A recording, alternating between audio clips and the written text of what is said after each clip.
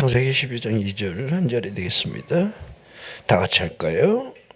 내가 너로 큰 민족을 이루고 내게 복을 주어 네 이름을 창대하게 하리니 너는 복이 될지라. 아멘. 자, 창세기 12장 우리 1절은 우리가 너무도 잘 아는 말씀이죠. 자, 여호와께서 아브라함에게 이르시되 너는 너의 고향과 친척 아버지의 집을 떠나 내가 네게 보여줄 땅으로 가라. 하나님이 가라 하심에 그 오늘 2절의 말씀으로 이유가 나와 있죠. 내가 너로 큰 민족을 이룰 것이다. 네게 복을 줄 것이다. 너는 복이 되라. 그런 말씀을 하고 계시는 거지요.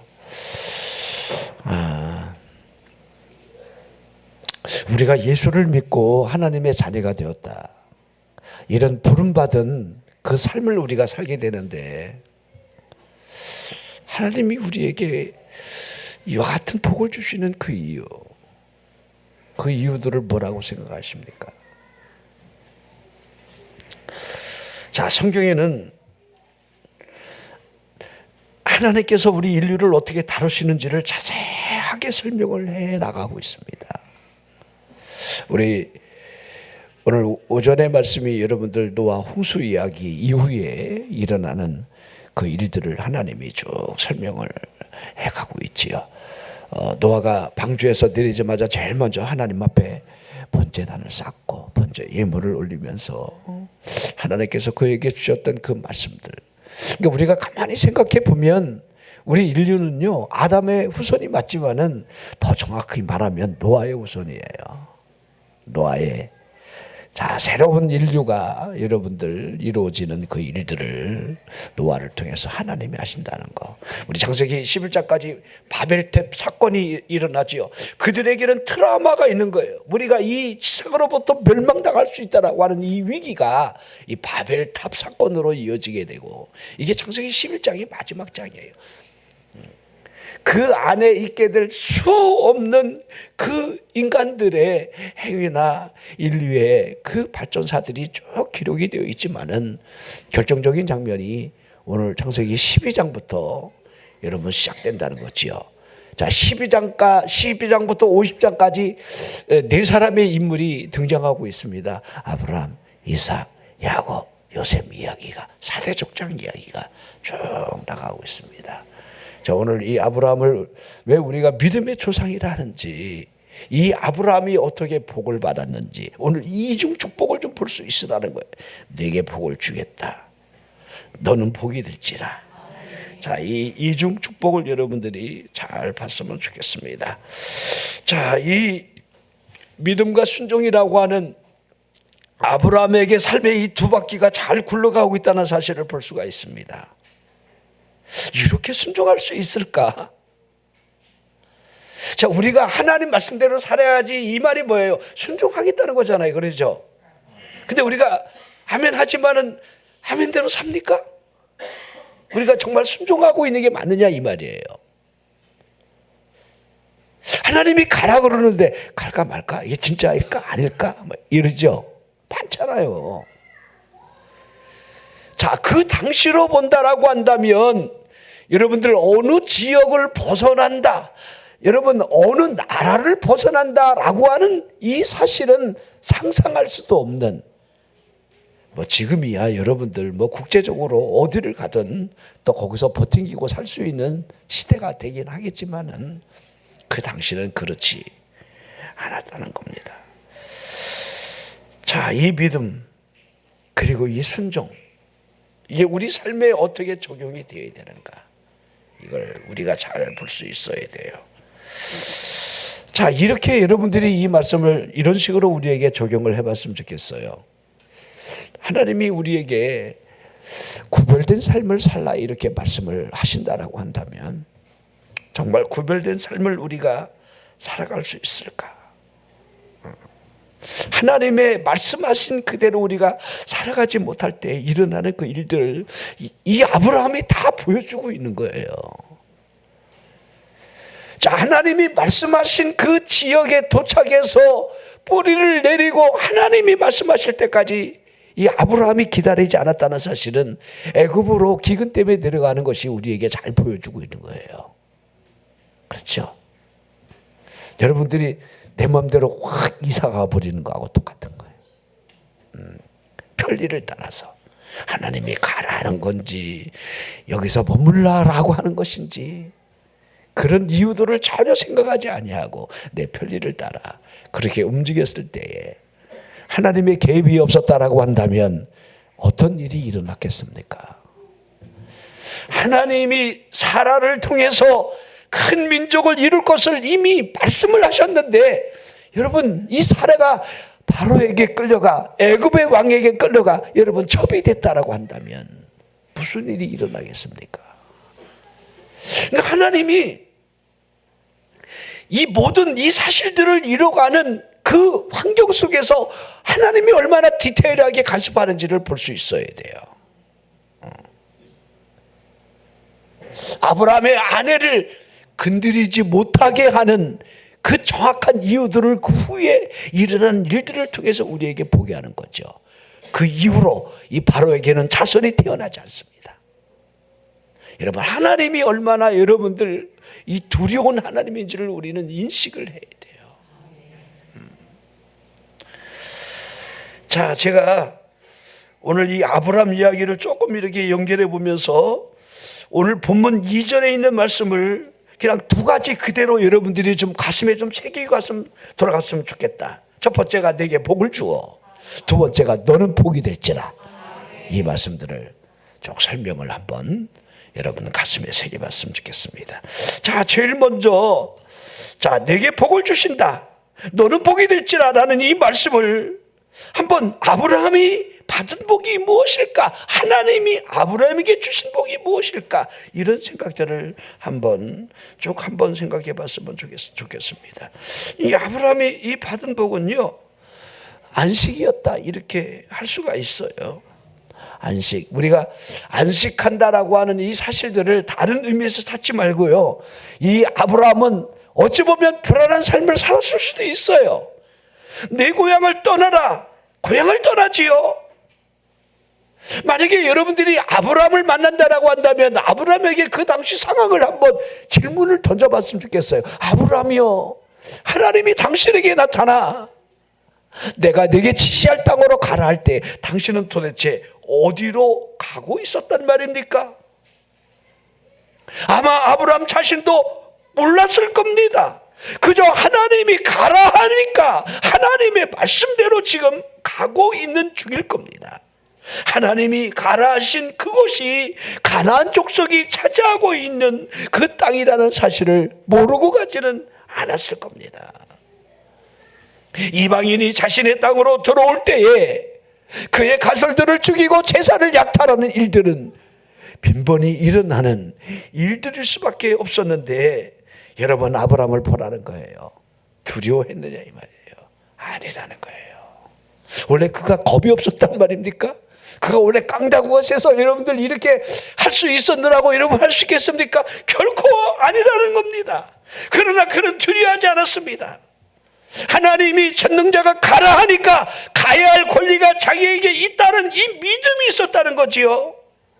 우리가 다윗을 보면 여호와의 길을 예루살렘으로 옮겨놓고 난 다음에 하나님 앞에 감사 고백을 드리는 장면이 역대상에 기록이 되어 있습니다. 역대상 6장 21절 22절에 보면 이렇게 기록되어 있습니다. 여호와께서는 사람이 그들을 해하기를 용납하지 아니하시고 그들 때문에 왕들을 꾸짖어 이르시기를 나의 기름 부은 자에게 손을 대지 말며 나의 선지자를 해하지 말라 하셨도다. 자, 아브라함에게 왜 가나안의 공포가 없겠습니까? 그러나 아브라함을 보라는 거예요.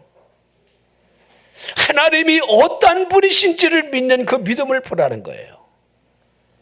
자, 아브라함 다음에 이삭이 여러분들 에서와 야곱을 낳았을 때 이 에서가 여러분 하나님과 함께 하시는 그 삶의 증거들이 어떻게 나타나는지를 잘 볼 수 있죠. 외삼촌의 추격을 받았을 때 전날 밤에 하나님이 어떻게 개입하시는지를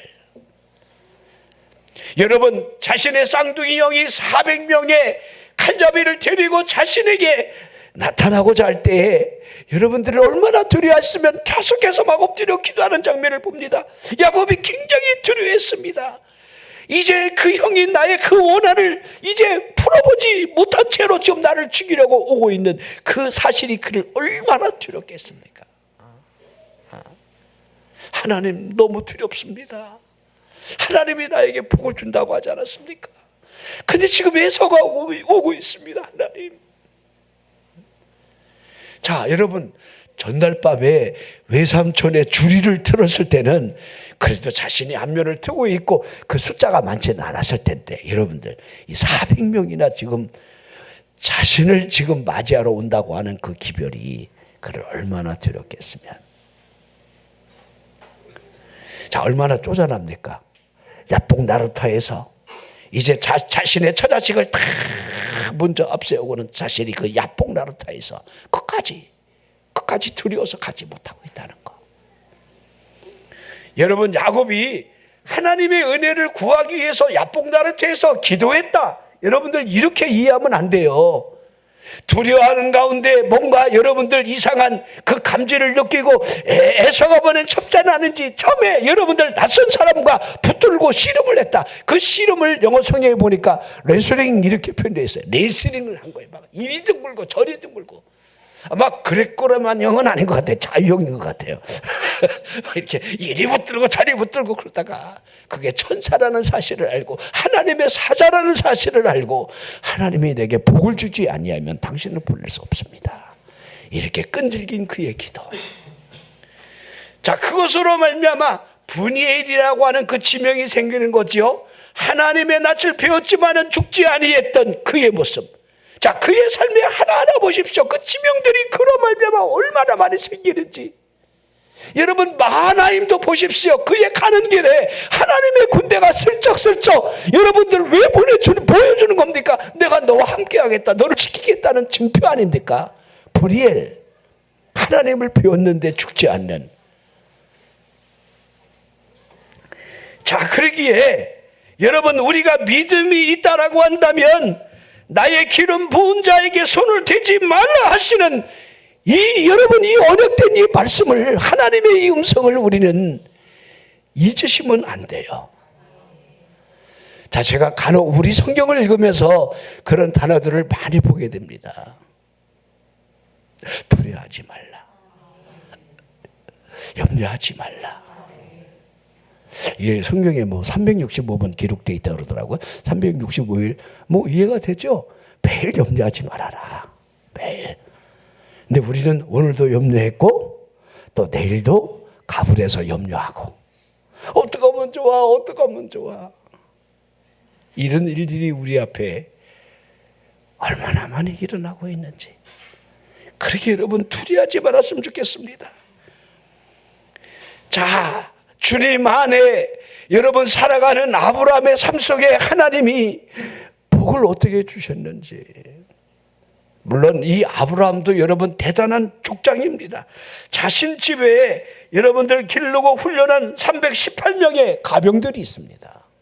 우리가 잘 아는 대로 조카 롯이 그 지역 패권 싸움에 휘말려서 5 왕과 더불어서 여러분 포로로 끌려갈 때 이 가병을 데리고 가서 그들을 쳐서 조카를 구원해내고 그런 일들이 있었다는 사실을 알게 됩니다. 그들의 숫자가 아무리 많아도 하나님이 그와 함께함으로 너는 복이 되라, 너는 복이 될지라.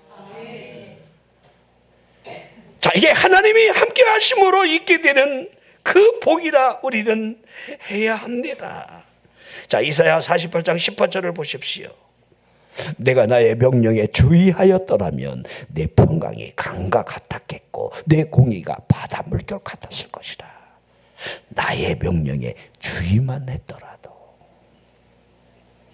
우리가 하나님의 말씀에 왜 민감해야 하는지. 하나님이 기도하라고 그랬잖아. 아무것도 염려하지 말라고 그랬잖아. 마귀를 대적하라고 그랬잖아.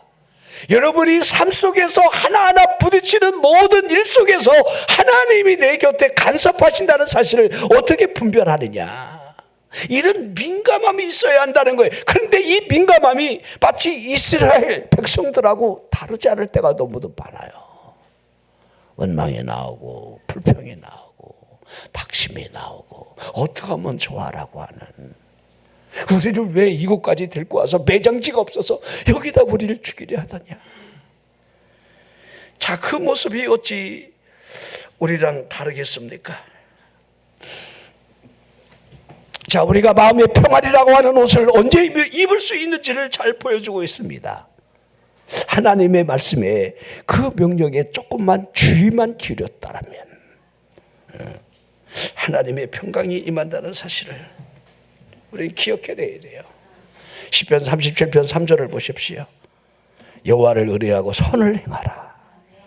할렐루야. 자, 그 뒤에 말씀이 참 땅에 머무는 동안 그의 성실로 먹을거리를 삼으라, 그렇게 하고 있습니다. 하나님을 믿는, 신뢰하는 그 믿음 안에 우리의 삶이 그렇게 이어져 가는, 그것을 여러분 설명을 해 나가고 있는 거지요.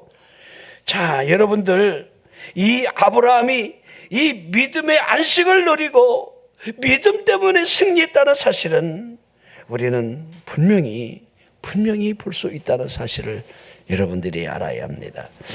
자, 요한일서 5장 4절을 보십시오. 무릇 하나님께로부터 난 자마다 세상을 이긴다. 그렇죠? 세상을 이기는 승리가 어디에 있느냐? 이것인데 우리의 믿음밖에 없다. 이렇게 설명을 해나가고 있습니다. 자, 아브라함은 결코 전사가 아닙니다. 쌈꾼으로 태어난 그런, 여러분, 그 용맹한 자는 아니었어요. 하나님을 믿는 그 믿음이 얼마나 대단한지를. 자, 우리 소돔왕을 비롯해서 전리품을 다 찾아왔을 때에, 자, 그 당시 기준으로 보면 승자가 모든 것을 독식하는, 다 자신의 것의 소유로 삼을 수도 있는데, 자, 여기 이 창세기 14장 21절 소돔왕이 하는 말을 우리는 잘 볼 수 있습니다. 소돔왕이 아브라함에게 이르되 사람은 내게 보내고 물품은 네가 가져라. 솔직히 기분 나쁜 단어예요. 다 아브라함의 것이에요. 어차피 이리 포로로 가든 저리 포로로 가든 지금 아브라함이 다 승자가 된 거예요. 자, 22절 23절 이 아브라함이 그때 하는 말을 보십시오. 아브라함이 소돔 왕에게 이르되 천지의 주제이시여 지극히 높으신 하나님 여호와께 내가 손을 들어 맹세하노니 네 말이 내가 아브라함으로 치부하게 하였다 할까요? 내게 속한 것은 칠 한 오락이나 들매끈 한 가닥도 내가 가지지 아니하리라.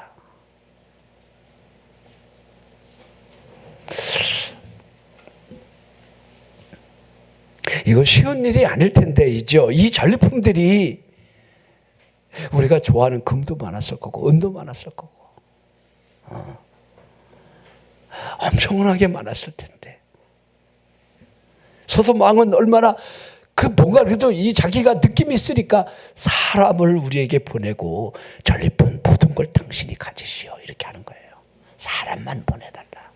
근데 이 아브라함을 보십시오. 이 참된 승리자의 이 모습을, 그의 행동을 우리가 볼 수 있으라는 거예요.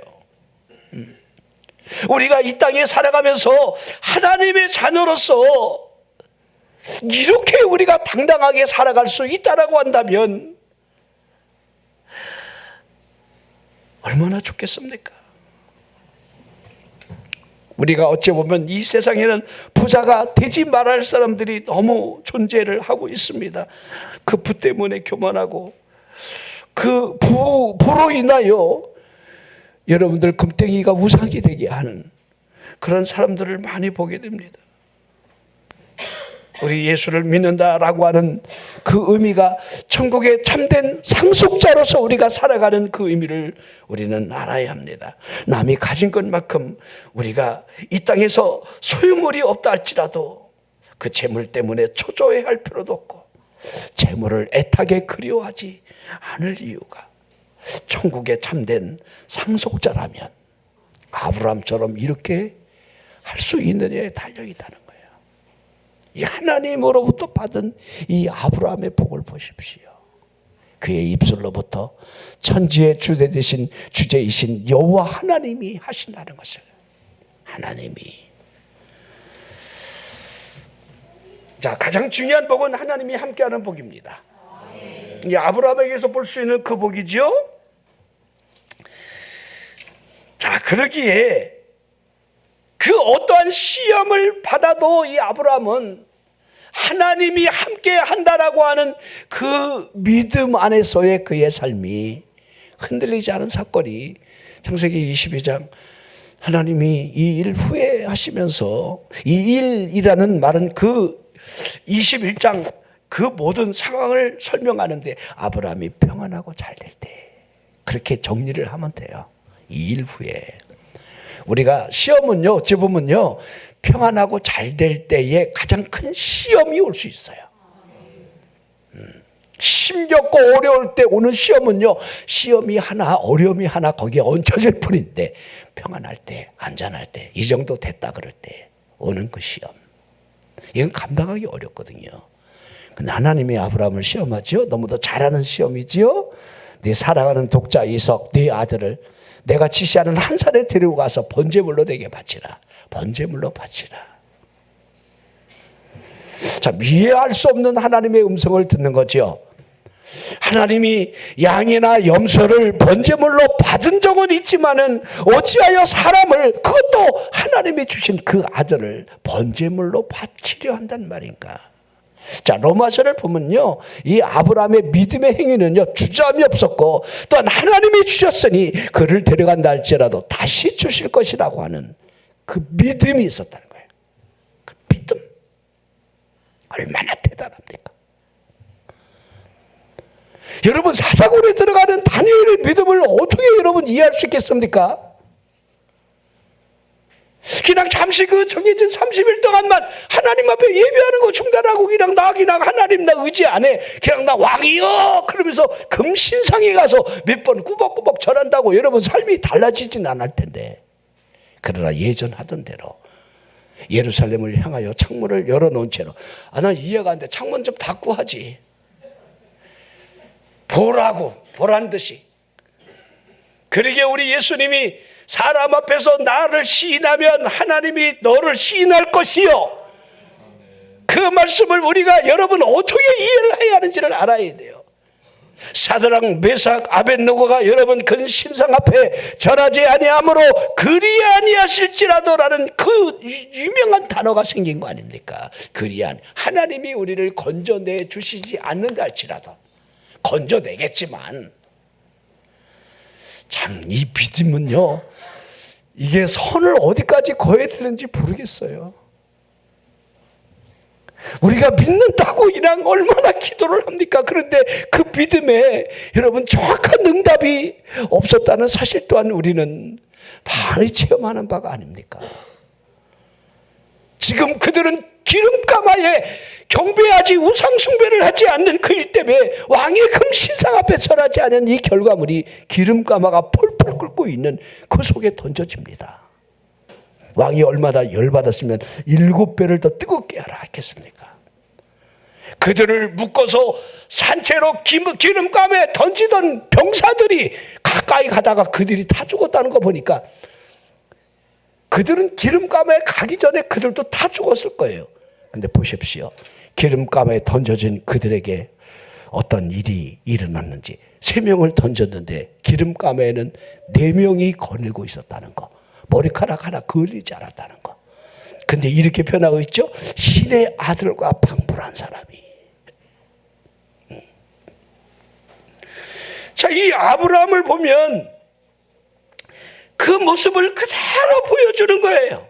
그의 삶의 잔만에서 여러분들 갈치차처럼 흔들리는 일이 있었지만은 하나님이 함께 하셨다라고 하는 그 복을 드렸다는 사실을 보여주게 됩니다. 여러분, 우리 하나님이 함께했다, 하나님이 함께함으로 형통한 삶을 살았던 그 대표적인 요셉을 보면 우리들이 같이 여러분 이렇게 연결해 볼 수 있죠. 믿음 때문에. 아브라함은 꿈을 꾼 것도 아닙니다. 요셉은 꿈이 그를 이끌어갔습니다. 아브라함은 하나님을 믿는 그 믿음이 그의 삶을 순종으로 이끌어갔고, 그것 때문에 하나님이 약속한 두 가지 복이 내게 복을 주어. 첫 번째요. 두 번째, 너는 복이 될지라 라는 복이 이어졌습니다. 자, 하나님이 약속하신 복을 보십시오. 너는 복이 될지라. 하나님이 어떤 사람을 축복을 주실 때에 그 사람이 다른 사람들의 복이 되게 하신다는 사실을, 하나님께서 먼저 그 사람으로 하여금 충만하게 채워주고 그 충만된 복이 흘러 다른 사람들에게 전해진다는 사실을 우리는 알게 됩니다. 여러분들이 복을 받아야 다른 사람에게 줄 수 있는 것 아니겠습니까? 다른 사람에게 줄 수 있는 이 복을 생각해 보십시오. 이 얼마나 놀라운 복이라 해야 하겠습니까? 자, 우리들이 하나님 앞에 복을 받을 이유가 여러분 두 번째에 있어요. 이 복으로 말미암아 다른 사람에게 영향력을 끼칠 수 있는, 그것이 무엇과 연결이 되는 겁니까? 영혼을 건져내는 복음과 연결이 되어 있는 거예요. 나를 위한 삶이 아니라 하나님이 원하시고자 하는 그 뜻을 이루매 그 복음이 드러난다는 거. 이걸 위해 살아가라는 거예요. 자, 우리 마태복음 5장, 6장, 7장 이걸 산상수훈, 산상보훈, 우리 예수님이 산에서 가르치시는 귀한 교훈의 말씀들이 5장부터 시작되고 있는데, 5장의 첫 시작에 팔복에 대한 말씀을 하셨습니다. 우리 예수님이, 자, 심령이 가난한 자는 복이 있다, 애통하는 자는 복이 있다, 온유한 자가 복이 있다, 의에 지르고 목마른 자가 복이 있다, 긍휼히 여기는 자가 복이 있다, 마음이 청결한 자가 복이 있다, 마음이 화평한 자가 복이 있다, 의를 위하여 핍박을 받는 자가 복이 있다. 이 8가지 복을 쭉 설명하셨는데, 하시면서 이 복을 향하여 하늘에서도 이 상이 큼이라 그랬습니다. 이게 천상의 복이죠. 자, 이거 이 땅에서 우리가 이 복을 여러분들 우리가 누리지 못하는 거예요. 그리고 우리 예수님이 여러분들 연이어서 우리에게 주신 그 강조점이 뭐냐면, 너희는 세상의 소금이다, 너희는 세상의 빛이다 그랬습니다. 이걸 이렇게 여러분 해석을 하셨어요. 마태복음 5장 16절의 말씀이에요.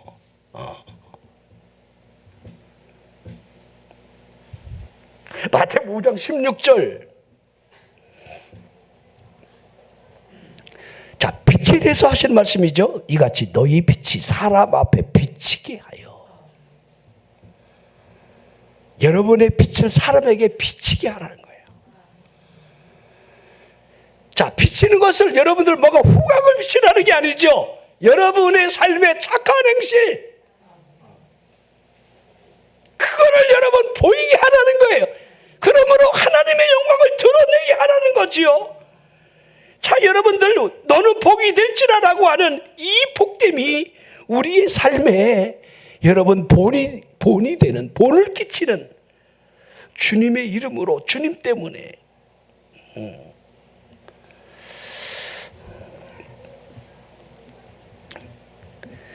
자,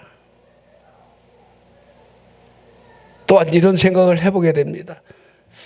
하나님이 들어 쓰시는 사람들을 가만히 보면 그 사람의 기도의 영향력, 이런 것들을 얼마나 느끼느냐에 달려 있어요. 제가 말씀드리고 싶은 것은 여러분의 중보 기도에 달려 있다는 거예요. 여러분들은 어떤 기도를 하고 있습니까? 여러분의 기도가 여러분만을 위한 기도가 아니라 다른 사람을 위한 기도를 함으로 말미암아 그 기도 속에 하나님의 영향력이 어떻게 나타나는지, 이걸 여러분들은 얼마나 체험하고 있느냐에 달려 있는 거예요. 여러분 어떻습니까? 자, 우리 아브라함이 나그네를 대접하는데 그 나그네가 여러분들 천사의 일행이었다는 것을 알게 되죠. 그리고 이 천사들이 대접을 잘 받고 이제 문 입구까지 배웅을 나온 아브라함을 향해서 아브라함에게 우리가 어찌 감출 수가 있겠느냐 하면서 지금 자신들이 가는 목적을 설명하죠. 지금 소돔 고모라를 심판하러 간다. 그러니까 아브라함이 어이쿠, 내 조카가 거기 있는데 그래서 여러분 그 유명한 중보기도를 하기 시작하지요. 의인 50으로부터 시작해서 45명, 40, 35명, 30, 20, 의인 10명까지. 자, 하나님과 의인이 열이 있으면 그래도 그 의인 열이 있는데도 심판을 하시겠습니까? 아니라는 거예요. 소돔 고모라는 대략 5만 명가량이 살았는데 의인이 없었다는 사실을 그대로 보여주는 거지요. 그런데 이 중보기도가 있으므로 아브라함을 생각하시는 하나님의 역사가 여러분들 구원해 내는 그 긴박한 현장을 우리는 보게 되고, 롯의 그 가운데서도 하나님의 말씀을 저버린 채로 뒤를 돌아보는 사건이 연이어 일어난다는 사실이 우리에게 뭘 보여주고 있는지, 이게 우리 삶에 그대로 적용이 되고 이루어진다는 거예요. 중보기도. 여러분 얼마나 기도하고 있습니까? 지금 여러분들 내 자녀를 구원해 주세요. 큰아들 작은아들 예배 자리에 서게 해주세요. 그러잖아요. 집중적으로 하나님 우리 아들이 구원받아야 합니다. 지금 내 남편 내 가족마저도 여러분들 구원시키지 못한 그 두려움이 우리에게 있을 때 내 입술로부터 중보기도가 어떻게 올라가야 되는지. 기생라합이 이 붉은 깃발 표식 아래 있는 사람들을 구원할 것을 여러분 약속을 받고 난 이후에 여러분들 그 집안에 있는 모든 사람을 끌어내려 할 때에 그에게 속한 모든 가설들, 부모, 형제, 일가, 친척들이 다 나왔다는 거. 이게 뭘 의미합니까? 왜 여러분 사도 바울이 주 예수를 믿으십시오. 그리하면 너와 내 집이 구원을 얻으리라. 이렇게 여러분들 복음을 여러분 빌립보 감옥에서 간수에게 선언을 했겠습니까? 그것이 사실이기 때문에. 여러분들은 중보기도를 얼마나 믿고 있습니까? 내 기도는요. 하나님이 세밀하게 어떻게 나를 이끌어 가신다라고 하는 이 기도의 능력, 기도의 여러분 응답을 여러분들은 어디까지 믿고 있습니까? 제가 간혹 그런 이야기를 합니다. 우리 대주교의 기도, 그 옛날 천주교의 이 대주교들이 의식적으로 성전에 들어가면 살아계신 하나님이요, 살아계신 하나님이요 이렇게 기도를 했는데 어느 날 하나님이 진짜 응답을 하셨대요. 왜 그러느냐 그랬더니 그 소리에 놀라서 심장마비로 죽었대요. 살아계신 줄 몰랐다는 거예요. 맨날 입으로는 거룩하신 하나님, 살아계신 하나님, 왜 그러느냐 그랬더니 놀래갖고. 오늘 여기 놀랄 사람은 없습니까? 우리가 하나님 앞에 막 거품 불면서 막 하나님 응답해 달라고, 막 하나님 역사해 달라고 믿습니다 막 이렇게 막, 응? 되게 보면 확신이 없는 사람들이 소리를 더 질러요. 응? 하나님의 응답을 우리가 중보하는 기도, 거기까지 하나님의 응답받은 사실을 여러분이 얼마나 믿고 있습니까? 자, 우리 시브리 2장 16절, 이는 확실히 천사들을 붙들어 주려 하심이 아니요 오직 아브라함의 자손을 붙들어 주려 하심이라. 우리 시브리 1장 2장 천사의 사역이 잠깐 등장하는데 천사가 우리가 경배할 대상이 아니라 우리와 동급으로 오히려 하나님의 피조물을 돕기 위한 천사의 사역을 설명을 해나가고 있는데 아브라함의 자손이라 하고 있습니다. 아브라함의 자손. 누가 아브라함의 자손이죠? 육신의 아브라함의 혈통이 아니라. 그러기에 여러분 로마서 2장에 여러분 우리 할례를 이 마음에다가 할례를 해야 한다. 표면적 유대인, 그 혈전으로 인한 유대인이 아니라 이면적 유대인. 표면적 할례가 아니라 이면적인 할례. 성령 받은 사람, 믿음과 순종으로 아브라함의 자손이라고 믿는 사람들, 그런 사람들을 천사가 붙들어 주기 위해서 활동하고 있음을 그렇게 성경은 말씀하고 있는 겁니다. 자, 오늘 여러분들 우리 11월 첫 주입니다. 이제 2025년 2달 남은 거죠. 이 2달. 그러나 한 달, 2달 의미 없어요. 또 2026년이면 어떻습니까?